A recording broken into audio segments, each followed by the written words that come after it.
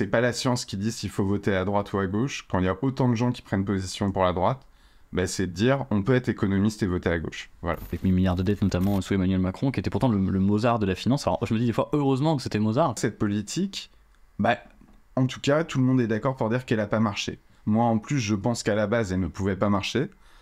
Des économistes plus proches d'Emmanuel Macron pensent que ça aurait peut-être pu marcher, mais ça n'a pas marché. Toujours est-il que ça n'a pas marché. Si vous êtes de droite, vous pouvez penser que la France a trop d'hôpitaux publics, trop de retraites, trop d'écoles. Et si vous regardez par rapport à 2017, il n'y a pas eu du tout d'explosion de ce côté-là. Bonjour tout le monde, vous êtes sur Fakir TV, le podcast du journal Fakir, fâché avec presque tout le monde. Aujourd'hui, on va parler gros sous, moula, oseille, caillasse, argent, tout simplement, puisqu'on va parler du budget et des finances publiques. Avec nous, Michael Zemmour. Bonjour Michael Zemmour. Bonjour. Vous êtes économiste, ancien chercheur à l'université Lumière Lyon 2, chercheur associé au laboratoire interdisciplinaire d'évaluation des politiques publiques à Sciences Po, membre du Haut Conseil des finances publiques, mais vous ne vous exprimez pas au nom du Haut Conseil des finances publiques, puisque tous les rapports sont... Les débats du Haut Conseil sont confidentiels, donc je ne les commande pas.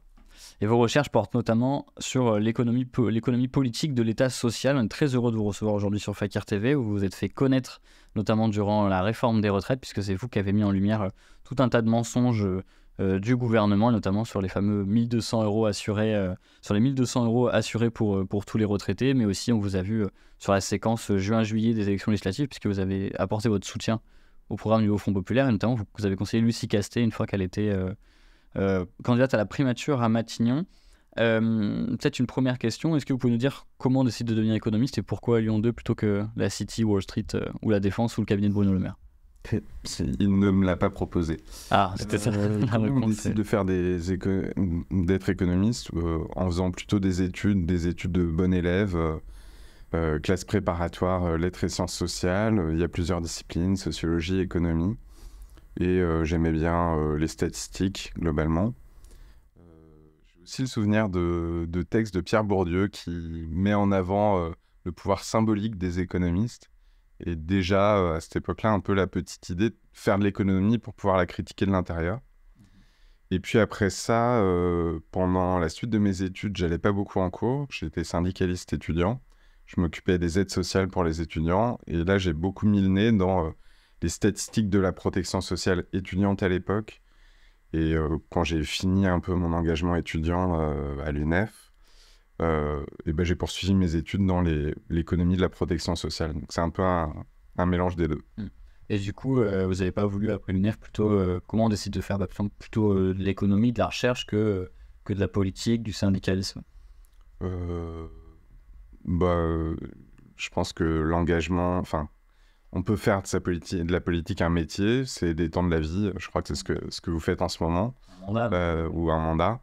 Moi, je cherchais d'abord un métier à cette époque-là, et donc métier, j'ai décidé de me spécialiser en économie. J'ai un peu hésité avec la fonction publique, passer les concours de la haute fonction publique, mais j'ai plutôt choisi la recherche et l'enseignement, essentiellement par la liberté que ça donne. D'accord. C'est quoi votre vision aujourd'hui du rôle de l'économiste dans le débat public? C'est quelle place devraient avoir les économistes dans le débat public? Parce que finalement, en fait, au-delà de vous, les quelques économistes qu'on voit aujourd'hui dans le débat public, enfin, quand on dit il y a un économiste qui va arriver, souvent c'est bonjour, c'est pour l'édito de Dominique Seux. Donc aujourd'hui, quel est le rôle que doit avoir l'économiste, notamment les économistes hétérodoxes en tout cas, ou on va dire plutôt engagés davantage pour la protection sociale que pour les marchés? Ouais, économiste c'est hyper large en fait. C'est un métier, c'est même plusieurs métiers. Donc, comme vous l'avez dit tout à l'heure, il y a des économistes en banque qui en gros font des prévisions pour la banque pour qu'elle s'attende à ce qui va venir. Il y a des économistes qui font de la recherche, c'est plutôt mon cas. Et donc on essaye, c'est ma compréhension de l'économie, c'est que l'économie c'est d'abord une science sociale parmi d'autres, qui essaye de comprendre et expliquer les grands mécanismes du fonctionnement économique de la société. Et donc, a priori, on a d'abord une fonction, comme il y a des sociologues, des historiens, de recherche, d'analyse, d'explication et d'enseignement.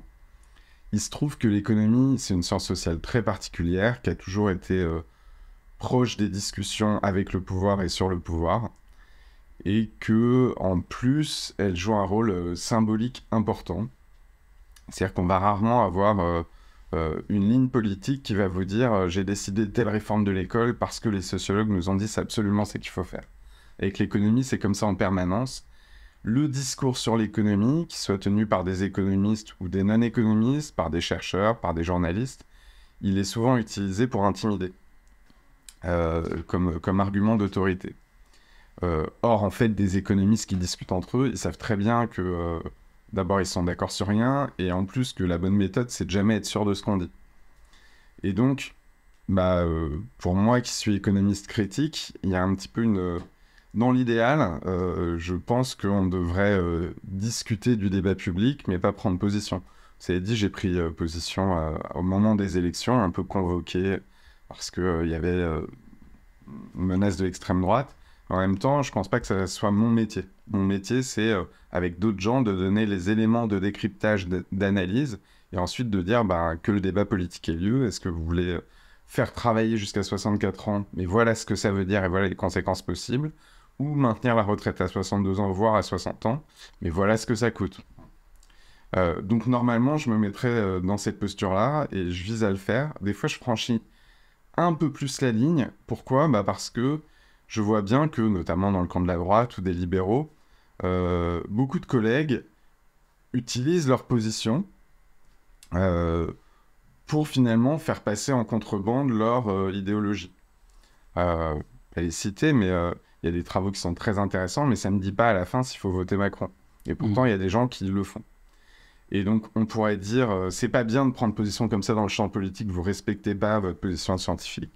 Ce qui est un petit peu vrai, mais au final, l'efficacité fait que le seul moyen de montrer que c'est pas la science qui dit s'il faut voter à droite ou à gauche, quand il y a autant de gens qui prennent position pour la droite, c'est de dire on peut être économiste et voter à gauche. Voilà. En essayant de pas tout mélanger. Je suis économiste et ça me donne des grilles de lecture sur le programme de la droite et à gauche, mais à la fin, si je vote à gauche, c'est parce que je suis de gauche, parce que je suis économiste et que la gauche aurait la bonne réponse. Et vous dites que l'économie, c'est intimidant. C'est vrai que c'est un de ces arguments, je vois, qui assomme, qui essaie d'assommer, que ce soit en politique ou dans le débat médiatique.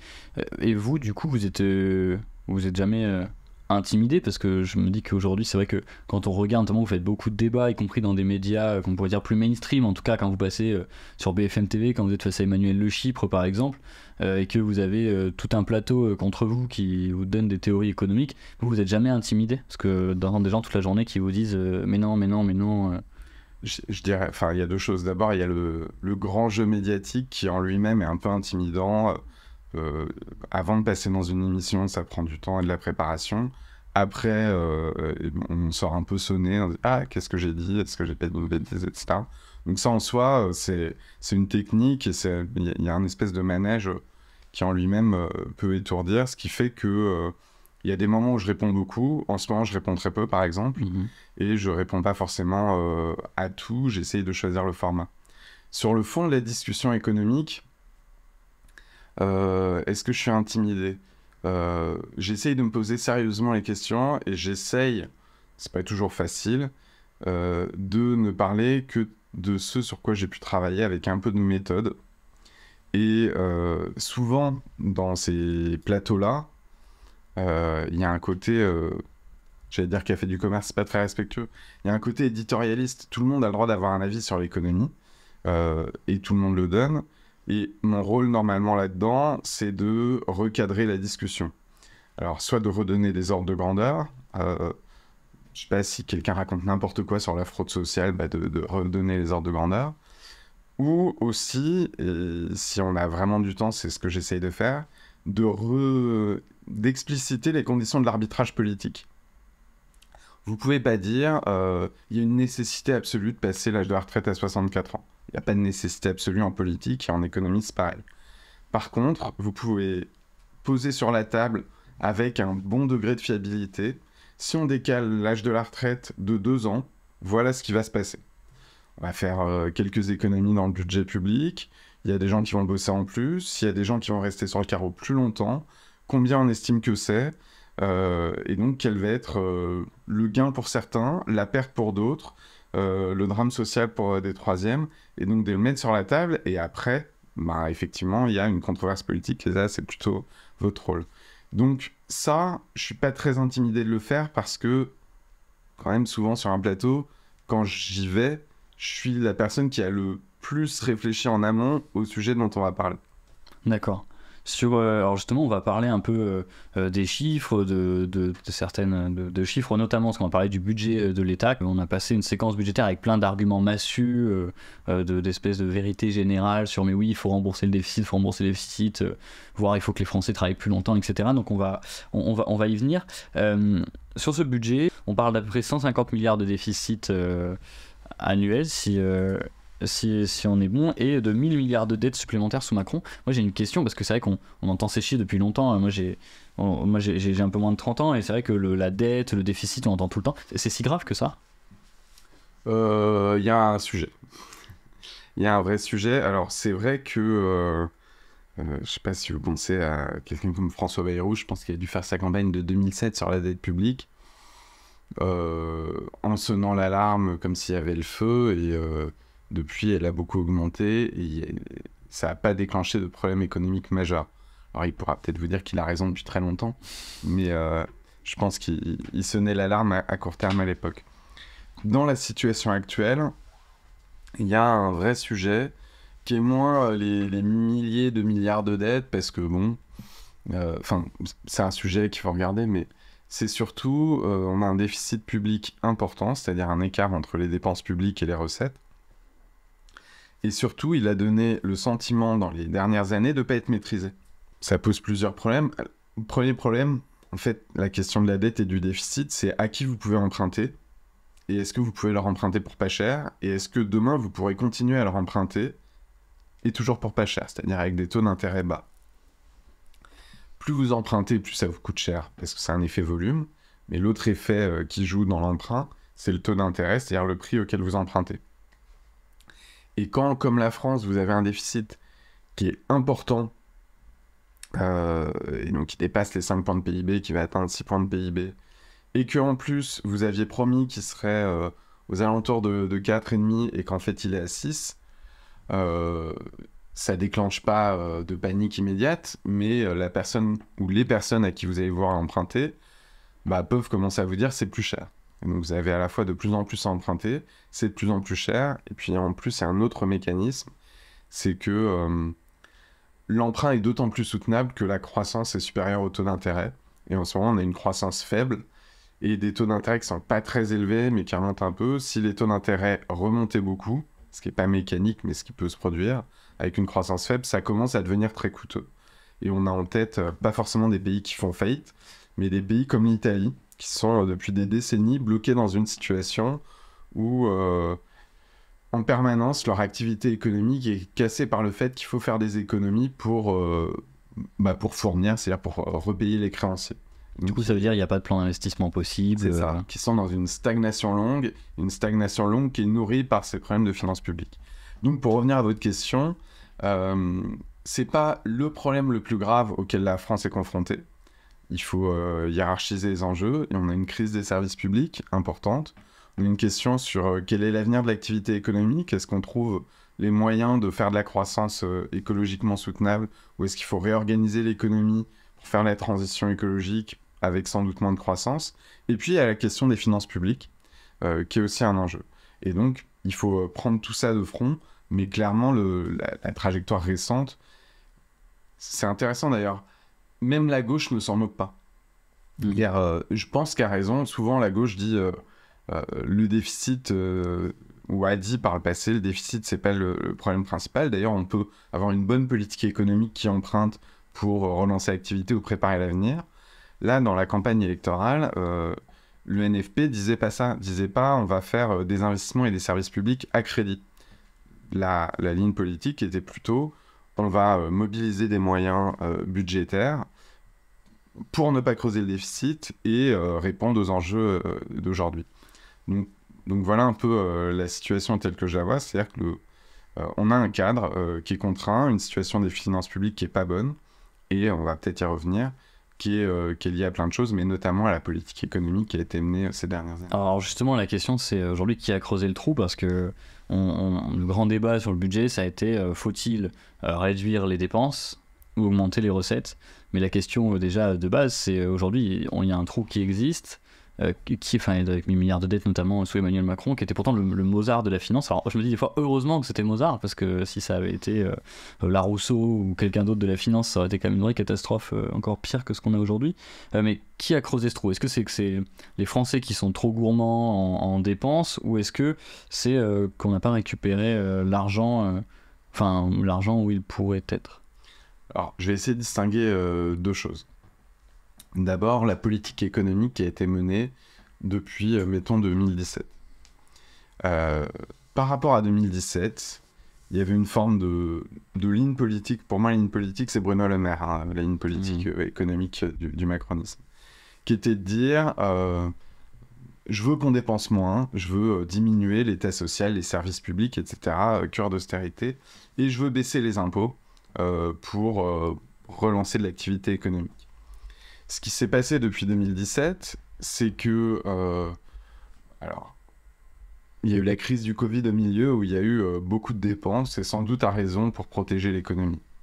Mais on est revenu à un niveau de dépenses qui, dans l'économie, représente la même chose qu'en 2017. Donc, il n'y a pas eu, par rapport à 2017, d'explosion des dépenses, il y a eu un pic, et on est revenu au même niveau. Par contre, depuis 2017, il y a eu des baisses vraiment importantes, progressives et cumulées, des recettes, des prélèvements obligatoires. Alors, pas mal sur les entreprises. On peut penser à la baisse de l'impôt sur les sociétés, par exemple, la baisse des impôts de production. Chacun représente de l'ordre de dizaines de milliards. Sur les ménages aussi, la baisse de la taxe d'habitation, par exemple. Alors sur les ménages riches, la baisse de l'ISF, la baisse de l'impôt sur le revenu. La flat tax aussi. La flat tax, donc une sorte de méga bouclier fiscal pour les gens qui ont des revenus de dividendes plutôt que du travail. Tous ces éléments-là, ça fait une sérieuse baisse de recettes de l'ordre de 2 points de PIB, on dit de l'ordre de 60 milliards par an. Et donc, pour revenir à cette stratégie de politique économique, la ligne de Bruno Le Maire, elle avait deux ambitions, c'était de dire « je baisse les impôts, mais ça va à la fois dynamiser l'économie française, vous allez voir, ça va être le ruissellement, et puis surtout un rebond de l'activité économique, et en plus, je vais baisser les dépenses publiques, et donc, tout ça ne posera pas de problème. » Le résultat, au bout de 7 ans, c'est que le dynamisme de l'économie française est parvenu, loin de là même, on est vraiment dans une stagnation pas bonne. Alors, il dira, c'est pas de ma faute, c'est le contexte. Oui, il y a la guerre en Ukraine, ça a marché au début du mandat Macron. Je pense que c'est en partie vrai, c'est-à-dire que le contexte n'est pas bon. Cela dit, baisser les impôts à ce niveau-là et en attendre des retours mirifiques, il y avait une histoire de pensée magique. C'est-à-dire que déjà à l'époque, ça paraissait peu crédible. Donc d'une part, ils ont baissé les recettes. Ils ont fait de l'austérité dans les dépenses publiques, mais pas en baisse des dépenses. Simplement, ils ne les ont pas augmentées au rythme où les besoins augmentaient. Donc, ce qui explique que les services publics craquent. C'est pas qu'il y a une baisse de dépenses, c'est que les besoins augmentent et que ça n'a pas suivi. Ça, c'est un argument important, parce que c'est vrai que dans tous les débats, on va vous dire, mais c'est vrai que quand on parle de millions, de milliards, on ne sait plus de quoi on parle, on va vous dire, mais il n'y a pas d'austérité pour l'hôpital. On a mis encore, je sais pas moi, je dis une bêtise, mais 5 milliards cette année. Mais en fait, ce qu'il faut comprendre, c'est que l'austérité, c'est pas forcément... c'est ça, enlever de l'argent, c'est juste ne pas en donner assez. C'est ça, c'est-à-dire qu'il y a des besoins, en particulier en matière de santé ou de retraite, qui sont spontanément dynamiques. Et donc, si vous ne suivez pas l'augmentation de ces besoins, si vous gelez, par exemple, le point d'indice ou la rémunération des personnels, ça crée un effet d'austérité, même si en euros, ça augmente, ou même si en point de PIB, ça se stabilise. Et donc, résultat, cette politique, en tout cas, tout le monde est d'accord pour dire qu'elle n'a pas marché. Moi, en plus, je pense qu'à la base, elle ne pouvait pas marcher. Des économistes plus proches d'Emmanuel Macron pensent que ça aurait peut-être pu marcher, mais ça n'a pas marché. Toujours est-il que ça n'a pas marché, et c'est une grosse partie de l'explication du surdéficit qu'on a aujourd'hui, parce qu'un déficit à 2 ou 3 points de PIB, ça se gère assez bien. Un déficit à 6, c'est trop. Donc ça, c'est la partie politique économique, avec en plus quelque chose, c'est que c'est un peu une stratégie de réforme, cette affaire-là. C'est-à-dire, quand vous êtes Bruno Le Maire, vous dites depuis longtemps, je pense qu'il y a trop de dépenses publiques. Mais personne n'est d'accord pour baisser les dépenses publiques parce qu'elles rendent des services. Les retraites, ça a été défendu. L'hôpital, l'école, on en a besoin. Et donc, ce qu'ils ont fait, c'est qu'ils ont fait ce qui est le plus facile, baisser les impôts. Là, personne ne vous mord la main. Et une fois qu'on a baissé les impôts, vous dites, c'est terrible, on a un déficit, il va falloir baisser les dépenses publiques, on est obligé. C'est la stratégie qu'on appelle affamer la bête, ou vider les caisses d'abord pour ensuite baisser les dépenses. Et alors, est-ce que c'est complètement intentionnel ou est-ce que c'est juste parce que c'est plus facile de baisser les recettes d'abord? Toujours est-il que ça met sous pression complètement l'État social, alors même que c'est pas lui, depuis 7 ans, qui est à l'origine du dérapage. Si vous êtes de droite, vous pouvez penser que la France a trop d'hôpitaux publics, trop de retraites, trop d'écoles. Et si vous regardez par rapport à 2017, il n'y a pas eu du tout d'explosion de ce côté-là. C'est-à-dire que par rapport à 2017, la dégradation, c'est vraiment parce qu'on a vidé les caisses. Mais ça, c'était ma réponse sur la première partie. Qui a creusé le trou si on analyse la politique économique? Il y a une deuxième question qui va peut-être vous occuper à l'Assemblée nationale, ou en tout cas qui va occuper la Commission des finances, c'est pourquoi on n'a pas vu les choses venir? Exactement, parce que Bruno Le Maire est sous le coup d'une commission d'enquête justement à ce sujet-là, à savoir pourquoi il y a eu autant de dérapages. C'est ça. Et là,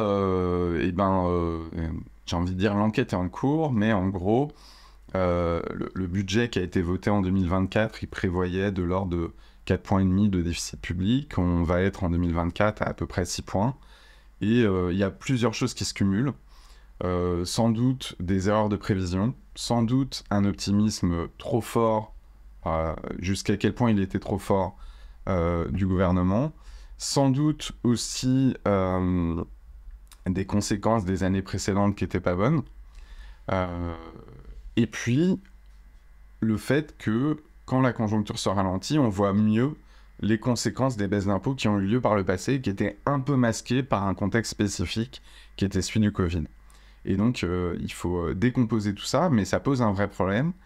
C'est que, de toute façon, pour donner, pour continuer à emprunter pas cher, il faut savoir dire où on va et expliquer où on va. Et quand vous dites que vous aurez une croissance assez bonne et que vous aurez un déficit à un niveau donné, la première chose qui donne confiance, c'est de ne pas être trop loin. Quand vous êtes trop loin, ça fait perdre confiance. Et donc, je pense qu'on a vraiment raison de se poser la question d'où ça vient et de savoir comment on peut d'abord stabiliser ce déficit public tout en bradant pas les autres défis, c'est-à-dire la transition écologique et les besoins en matière de services publics. Et donc ça veut dire quand même que, pour les gens qui écoutent, qu'aujourd'hui, non seulement leur politique économique n'est pas approuvée par une grande partie des Français, on peut dire que les Français veulent le service public, etc., mais que même les marchés, donc en fait, à la fin, n'ont pas confiance en eux, puisque du coup, ils ont des prévisions de croissance qui sont pas bonnes, etc., et que ce ne sont pas des interlocuteurs fiables. Alors les marchés, ils sont pas encore complètement en panique. Je pense qu'ils ont aussi été déstabilisés par le côté, par la dissolution imprévue. Il y a ce dérapage. On a observé juste après comme une hausse des taux d'intérêt. Donc il y a une facture. La question, c'est un peu pour la suite. C'est-à-dire qu'on n'est pas encore dans une situation où la France ne parvient pas à emprunter. Elle emprunte un peu plus cher qu'il y a 6 mois. Sans doute, probablement lié à cette circonspection, ce doute. Pourquoi est-ce que je suis aussi prudent? Parce que on est encore dans un contexte où la France emprunte pas très cher et c'est plutôt un atout économique pour elle, y compris si on veut choisir une autre trajectoire de politique économique. Donc il n'y a pas une panique, mais effectivement, il y a une sorte de double échec de la politique qui a été menée par le passé, à la fois parce qu'il n'y a pas de résultats tangible, et en plus parce que y a le risque d'une perte de confiance. Alors du coup, j'ai une question aussi, c'est parce que Laurent Saint-Martin, en audition à la Commission des finances, nous a assuré que la situation budgétaire n'était pas un problème de compétence. Donc ce qui a tendance à m'inquiéter, parce que je me dis que si en plus ils sont pas incompétents, ça veut dire qu'ils le font exprès. Aujourd'hui, est-ce que vous pensez que toute la situation dans laquelle on est, finalement, ils pouvaient le prévoir un peu, ils le savaient? Est-ce que vous pensez qu'en substance, font-ils exprès ou pas?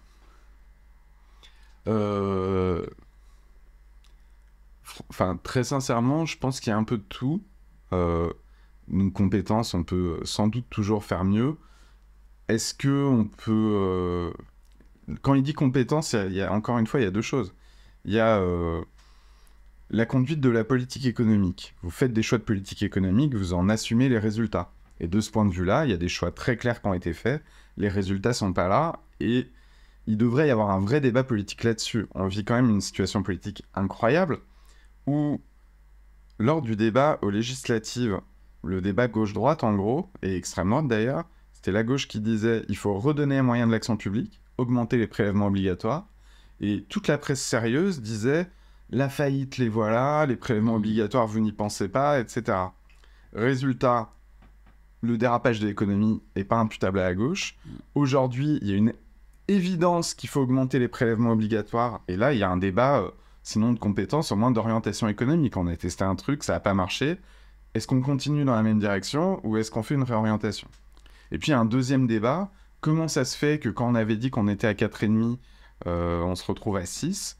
Et là, c'est un mix de plein de choses. Et je pense que c'est intéressant d'aller creuser, d'aller voir est-ce qu'on a bien prévu, est-ce qu'on aurait pu mieux prévoir. Et puis l'autre débat, c'est quand est-ce que les autorités ont été alertées et quand est-ce qu'elles ont rendu cette alerte publique.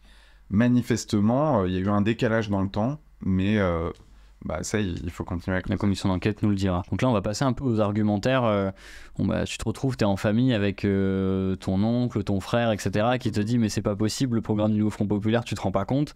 Donc on va parler du programme du Nouveau Front Populaire et ce qui a été notamment fait durant la séquence budgétaire sur la partie recettes, parce qu'avec le Nouveau Front Populaire, on avait fait adopter un certain nombre de nouvelles taxes, même si le mot taxe, chaque fois, me gêne un peu, parce que je trouve que ça renvoie à quelque chose de très péjoratif dans l'imaginaire des gens. Il y a eu la taxe Zuckman sur les 147 milliardaires, la compensation stricte de toute exonération de cotisation, relèvement de la taxe sur les dividendes dont on a parlé.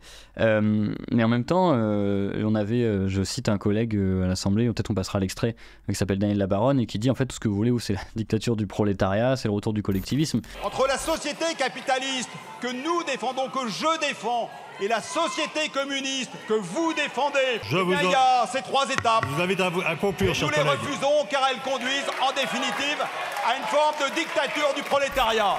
Mais en fait, je le dis en plaisantant, mais c'est vrai qu'on entend que tout ça nous plongerait la France aujourd'hui dans un enfer fiscal, que ce serait trop abrupt. Est-ce que c'est vrai, est-ce que ce qui est appliqué peut nous plonger, ce qui n'est pas appliqué du coup, mais ce que l'on souhaite appliquer, peut nous envoyer dans un enfer fiscal? Ce qui est intéressant, c'est qu'il y a quand même une vraie réflexion où on va réutiliser des prélèvements obligatoires, et notamment, on va revenir par exemple sur les exonérations de cotisations sociales, sur les bas salaires. Pour un économiste comme moi, ça fait presque 20 ans que je travaille dessus, et ça vient trop tard, mais c'est presque inespéré ce tournant. Par rapport à ce qu'a pu porter la gauche sur les prélèvements obligatoires et au gros patrimoine, et si j'ai bien compris, les amendements qui ont été portés par la gauche, elles vont dans ce sens-là, c'est-à-dire d'aller taxer les gros patrimoines, à la fois parce que c'est un levier de financement, et aussi parce que c'est une stratégie politique de les faire dégonfler, de les remettre sous contrôle en partie. Et donc, en ce sens-là, je pense que c'est bienvenu. Est-ce que ça va transformer la France en enfer fiscal ? Franchement, je pense pas. Il faut prendre la mesure du désarmement fiscal qui a eu lieu depuis 7 ans. Et donc, je pense qu'il y a de la marge de manœuvre pour augmenter les prélèvements obligatoires, que c'est un choix collectif. Après, si je veux aller plus loin, je l'ai vu de loin, donc je voudrais pas... mais il y a une situation un petit peu particulière à l'Assemblée nationale, qui est que, en fait, on sait depuis le début que les jeux sont pipés, c'est-à-dire que le gouvernement passera à la fin le texte qu'il veut. Oui. Et du coup, de l'extérieur, techniquement, ça pousse pas à se dire, à être hyper prudent, hyper précis techniquement sur telle ou telle mesure, parce qu'on sait que de toute façon, ils n'en retiendront aucune. Donc, de loin, moi j'ai l'impression que dans la maîtrise des dépenses publiques, ne pas réduire les dépenses publiques utiles, augmenter les prélèvements obligatoires, ça me paraît aller dans le bon sens. Jusqu'où il faut aller, je pense qu'il faut pas tout mettre la première année, notamment parce que l'activité économique est au ralenti, donc il ne faut pas la ralentir trop. Est-ce qu'il faut taxer le haut patrimoine ? Oui. L'héritage ? Oui. Mais après, effectivement, je pense que dans la mesure où la gauche sait que de toute façon, quoi qu'elle passe, ça ne sera pas appliqué, ça la pousse peut-être pas à la plus grande précision. Mais j'ai pas de mesure en tête, c'est simplement la lecture des journaux qui dit, c'est un peu triste parce qu'à la fois, l'orientation portée par la gauche pendant les législatives était la bonne, à tel point que même la droite est obligée de s'y rallier en partie. Mais on a un débat parlementaire qui a l'air d'être en l'air, puisqu'il n'a plus de prise sur ce qui va se faire. À la fin, on sait que ça va passer au 49.3.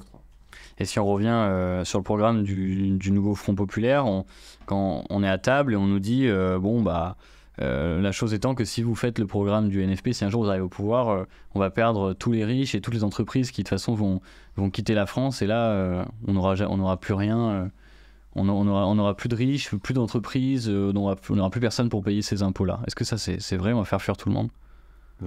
Non, je crois pas. D'abord, ça dépend ce qu'on fait.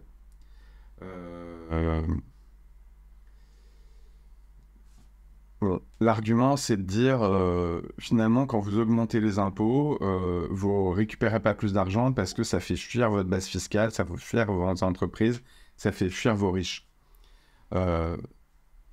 La plupart du temps, c'est pas comme ça que ça se passe. La plupart du temps, si vous avez, je sais pas moi, une base de milliardaires et que vous augmentez les impôts sur ces milliardaires, ça va déclencher une petite fuite. Donc vous allez récolter un peu moins que s'ils n'avaient pas du tout bougé, mais vous allez quand même récolter plus d'argent.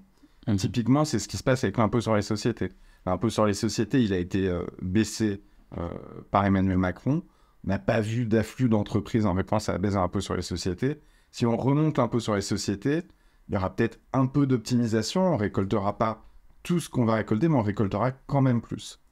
Donc, en économie, les ordres de grandeur sont importants. C'est pas parce qu'un mécanisme existe, il peut y avoir 2 milliardaires qui fuient, que ça invalide tout le raisonnement. Donc ça, c'est la première chose. La deuxième chose, c'est que c'est important, et je crois que c'est notamment là-dessus que travaille beaucoup Gabriel Zucman, que travaillent aussi les parlementaires de gauche. Il faut se demander quels sont les outils fiscaux qu'on met en œuvre pour contrecarrer les stratégies d'évitement. C'est-à-dire que l'Union européenne, depuis quasiment ses origines, elle a construit des mécanismes d'évasion fiscaux, et ça fait même partie de son principe. Et donc, on peut se demander comment on réforme la fiscalité française et européenne pour pas laisser des trous dans la raquette. C'est sûr qu'il y a des types de prélèvements obligatoires, s'ils sont mal calibrés, qui vont être facilement évités. Est-ce que la France va devenir un enfer fiscal? Non, clairement non. Tout simplement parce que, en fait, l'argent qui est prélevé, il est utile. Il crée des services publics, des protections collectives, et il fait même partie de la raison pour laquelle il y a de l'activité économique en France. Il y a des entreprises qui viennent s'implanter en France parce qu'il y a des infrastructures de transport, de logement, de services publics. Et en fait, on peut même retourner la question dans l'autre sens. C'est-à-dire que la dégradation qu'on observe aujourd'hui des services publics, écoles, santé notamment, enseignement supérieur, qui est très inquiétante, est-ce qu'elle n'est pas en train de brader l'avenir et même de donner un mauvais signal à ces fameux milieux économiques d'investissement? Effectivement, si vous lisez les journaux aujourd'hui et que vous avez une décision d'implantation d'entreprise, ça fait moins envie dans ce contexte de services publics en crise qu'il y a une quinzaine d'années. On dirait qu'ils arrivent à créer parce que là on parle beaucoup de l'impôt des plus riches, des grosses entreprises notamment, on dirait qu'ils arrivent à créer une solidarité de classe aujourd'hui entre l'artisan boulanger et le PDG du CAC 40. Est-ce qu'aujourd'hui, augmenter les impôts, ça veut dire augmenter les impôts pour l'ensemble des Français? Alors, d'abord, pas forcément. On peut toujours augmenter les impôts de qui on veut. Clairement, il y a un peu deux coalitions électorales possibles entre la gauche et la droite. Il y a une forme de coalition des contribuables qui se mettraient d'accord pour baisser les prélèvements obligatoires et en face baisser les protections collectives. Et une stratégie alternative, ça serait une coalition des services publics et de la protection sociale. Et donc, des hausses de prélèvements obligatoires, c'est pas forcément des hausses de prélèvements pour tout le monde. Maintenant, une fois qu'on a dit ça, moi je fais... Alors, dans quelle mesure est-ce que c'est ma sensibilité personnelle ou est-ce que c'est mes travaux? Sans doute un peu des deux. Mais, puisqu'on est sur Fakir, moi je suis prudent avec l'argument tax the rich. Pas parce que je pense que c'est une mauvaise idée, je pense que c'est une très bonne idée. C'est nécessaire et c'est même plus nécessaire que ce que je pensais il y a 15 ans.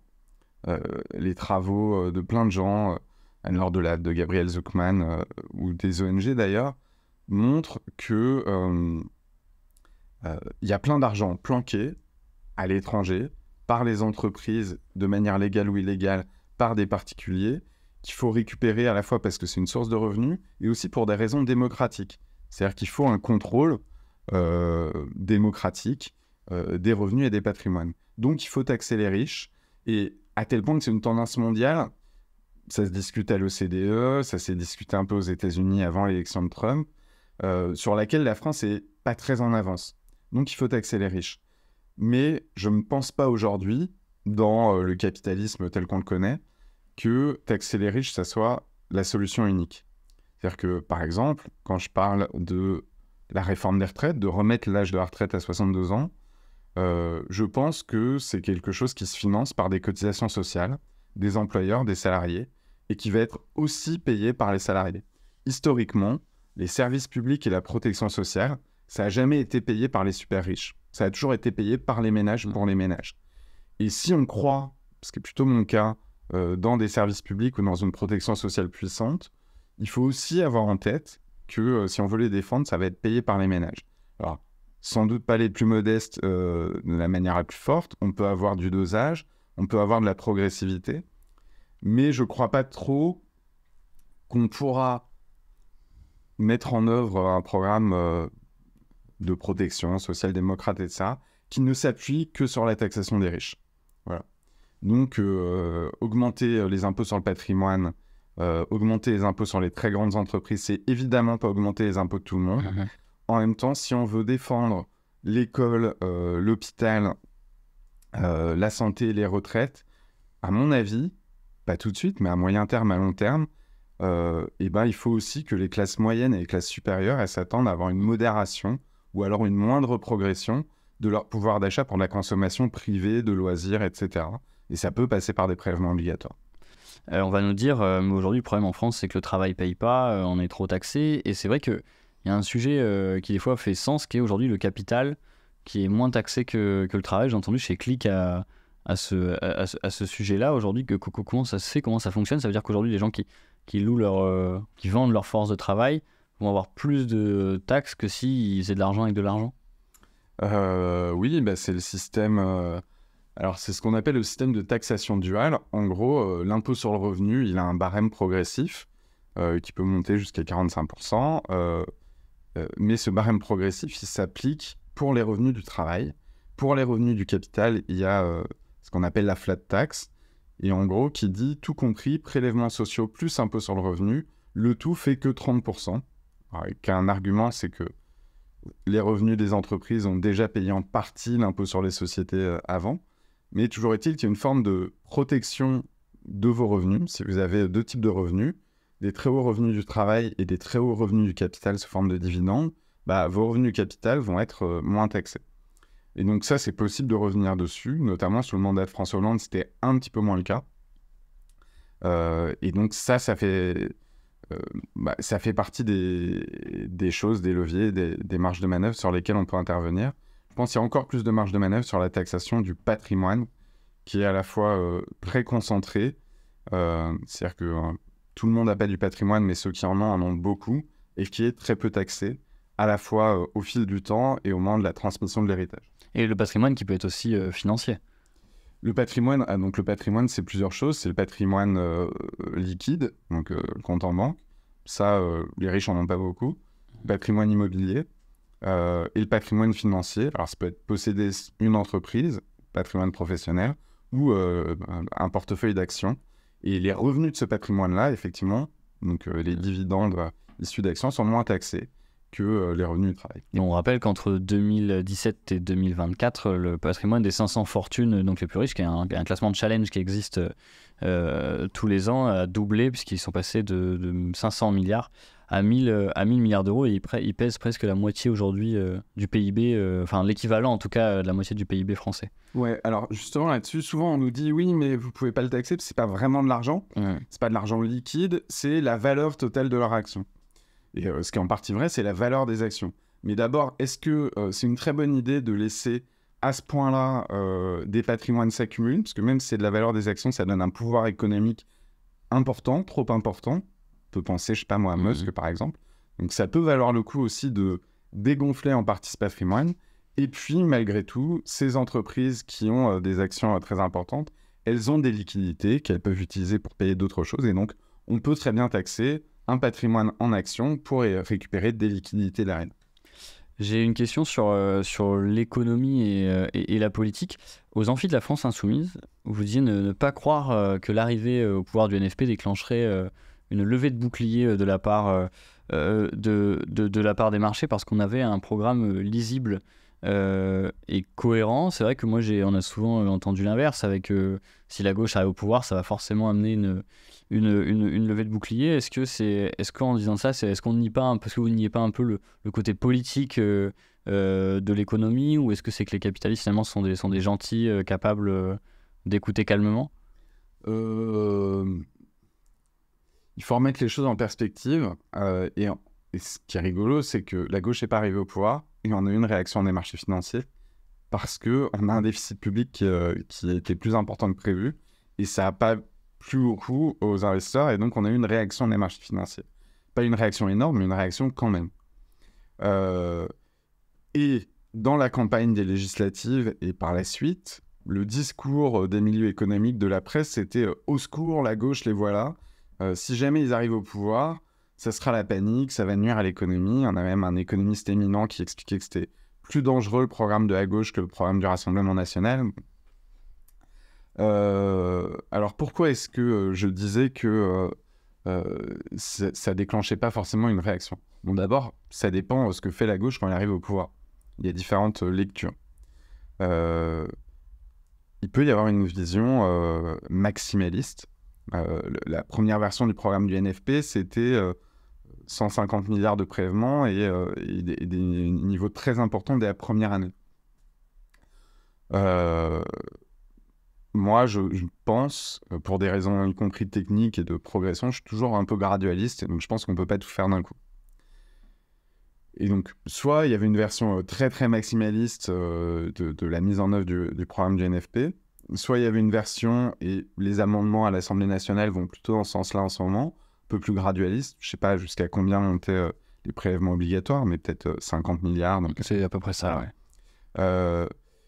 Voilà. Et donc, vis-à-vis des marchés financiers, ça veut dire en gros que la gauche, elle peut avoir deux attitudes. Elle peut avoir une attitude de rupture avec la politique économique qui a été menée par Emmanuel Macron, ou de déclencher elle-même un bras de fer avec les milieux financiers.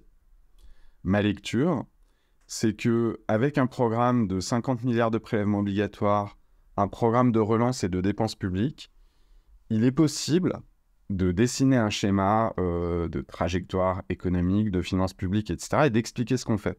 Ce qu'on fait, c'est qu'on re-remplit les caisses, qu'on stimule l'activité économique et qu'on prépare les investissements de demain.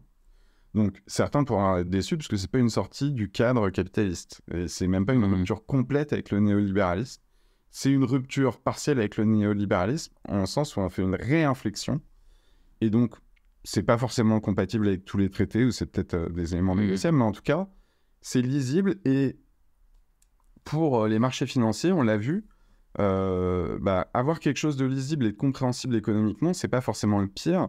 Quand la première ministre anglaise, Liz Truss, a fait un programme trop de droite en baissant tous les impôts et en vidant les caisses, ça a affolé les marchés financiers.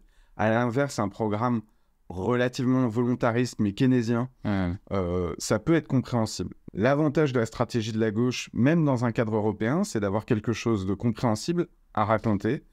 Et après, c'est de la négociation et du rapport de force. Alors, est-ce qu'on est sûr que ça déclenche pas de réaction, comme ce qui a pu être le cas pour la Grèce ou... On n'est jamais sûr, ça dépend de l'histoire que vous racontez, de est-ce qu'elle apparaît crédible, des signes que vous donnez au début.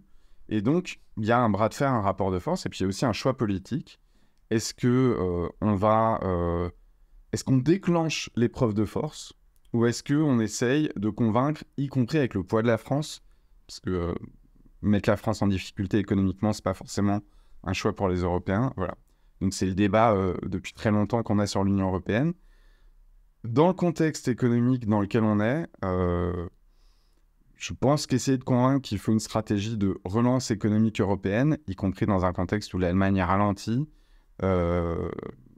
avec les erreurs qu'a fait l'Europe dans les années 2010, je pense que c'est explicable et compréhensible. Et donc ce que je voulais dire, c'est qu'il n'y a pas de lien mécanique entre l'arrivée au pouvoir de la gauche, la mise en œuvre de ce programme et le déclenchement d'une répression financière. Mais ça peut toujours arriver. Ça peut arriver à la fois, ça dépend et du comportement de la gauche au pouvoir, mais ça peut aussi arriver du comportement des autres partenaires européens et des marchés financiers, parce que c'est politique et c'est pas toujours prévisible. Mais ça peut aussi arriver avec la droite au pouvoir On l'a vu en Grande-Bretagne avec Liz Truss, par exemple. Si on continue à vider les caisses sans stratégie de politique économique, au final, les marchés financiers ne sont pas beaucoup plus contents. Peut-être une dernière question en question d'ouverture. Trotsky défendait un programme de transition qui nous amenait aux frontières du capitalisme, Jaurès le réformisme révolutionnaire. Est-ce qu'avec le programme du Nouveau Front Populaire, on est un peu là-dedans, c'est un peu un programme qui est un peu une dernière possibilité de faire un peu de gauche dans un système un peu libéral avant de devoir forcément quitter ce système-là? Il faut voir comment c'est mis en œuvre. En fait, oui et non. Le gouvernement Macron, depuis 2017, a été tellement extrême qu'en fait, les premiers kilomètres de la réorientation, ils sont pas extrêmes du tout. C'est-à-dire remettre la retraite à 62 ans, augmenter les prélèvements obligatoires et réinvestir dans les services publics. Peut-être que ça plaît, que c'est pas complètement compatible avec le cadre néolibéral, peut-être que ça peut pas plaire, etc. On peut pas dire que ça soit une rupture majeure. Là où il y a sans doute dans les programmes de la gauche des éléments de transformation du système économique et de rupture, ça peut être sur des éléments plus systémiques et pas forcément uniquement financiers d'ailleurs. Ça peut être sur la re-régulation du marché du travail. Ça peut être sur qu'est-ce qu'on passe par voie réglementaire pour la transition écologique. Et ça, alors je sais pas si c'est une sortie du capitalisme, mais ça rentre dans une forme de reconfiguration du capitalisme néolibéral et sans doute dans une épreuve de force. Et donc, c'est des éléments qu'on peut retrouver dans le programme. Donc, ça dépend de ce qu'on regarde et ça dépend à quel horizon on se place. À mon avis, ce débat-là, c'est aussi le débat de la présidentielle.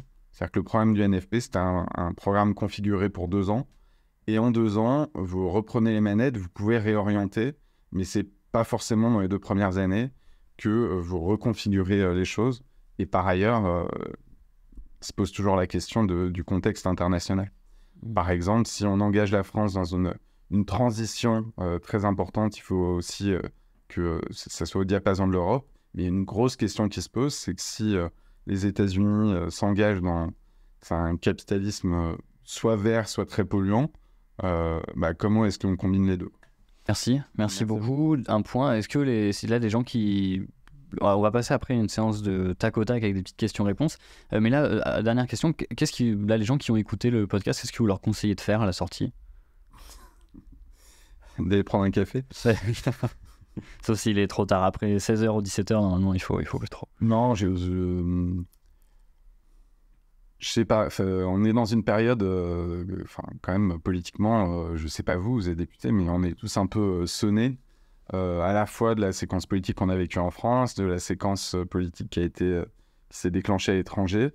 Et donc, je pense qu'il faut prendre le temps de ne pas être désorienté, de savoir où est le haut, où est le bas, essayer de comprendre ce qui est en train de nous arriver, où on va.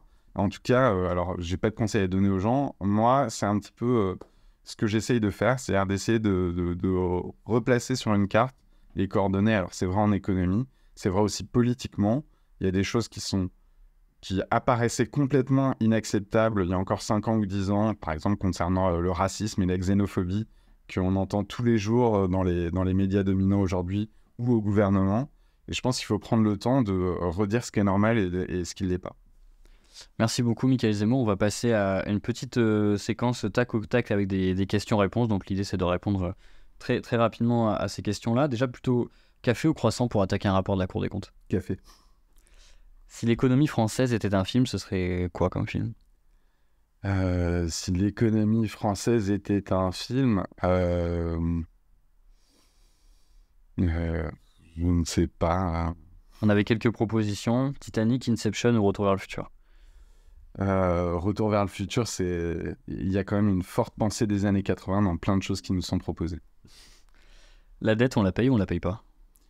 La dette, on continue, on rembourse pas tout, mais on continue à en payer le loyer, on essaye de faire en sorte que ce soit pas cher.